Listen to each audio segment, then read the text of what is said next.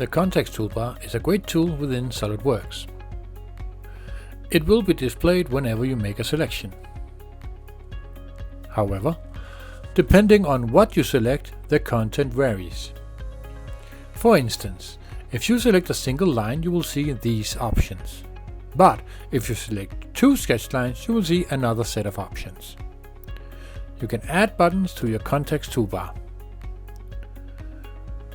Once it appears, right-click on it and select Customize. The Customization tab will now open and you can search for the command you want and drag it to the context toolbar. To remove a button from the context toolbar, open the Customize tab again and drag the command away from the toolbar.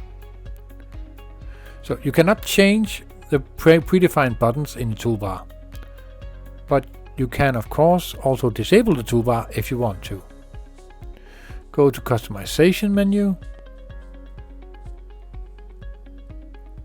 and disable it by removing the checkmark in Show on Selection in Context menu.